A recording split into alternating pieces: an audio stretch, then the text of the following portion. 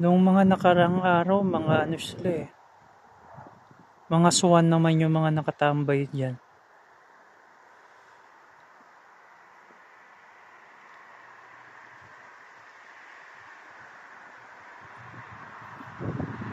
Dami nila oh. Siguro nasa ano siguro yan, nasa 100 plus siguro.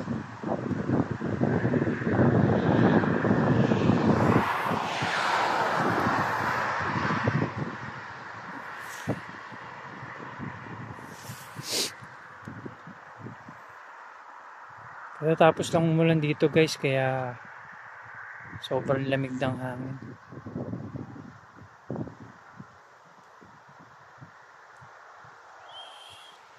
Sinyalis na talaga ng paparating na winter.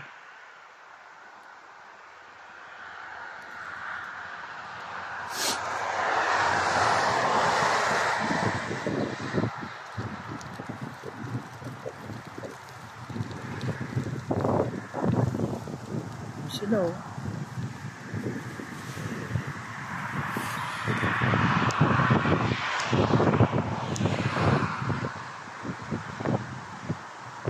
Guys, so nakita nyo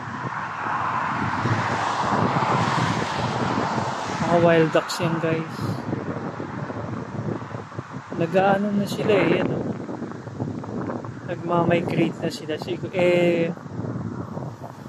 Base sa kaibigan natin, base sa information natin from other friends from different country within Europe. Ayan sila actually. Ayun. Yan naman mga swan naman guys. Oh, ayan oh. Oh. Nakikita nyo? Lumilipad. Yan, mga swan yan guys. Yun. Before nandiyan sila nakatambay. Yan. Sila nakatambay pero pinwestuhan ng mga wild ducks kaya hindi makaporma yung dalawang swan. Oh, yan. I don't know where they are now. Ayan o. Yun.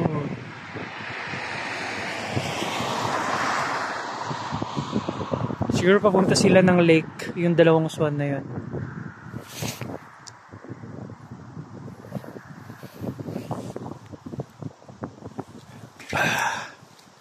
Uwi na tayo.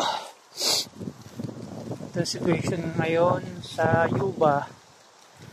After a rain, it causes sobrang lamig ng hangin and temperature. Grabe. Winter is coming na talaga guys. Kaya sa mga susunod na mga araw, sigurado magiging ano na tayo yan, magiging ngongo na tayo.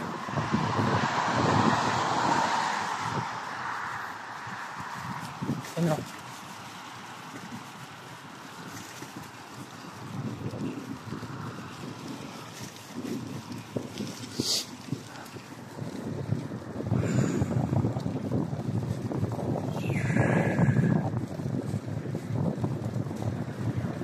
Grabe. Kailangan na talaga magdala ng ng gloves. Yan, walang gloves eh.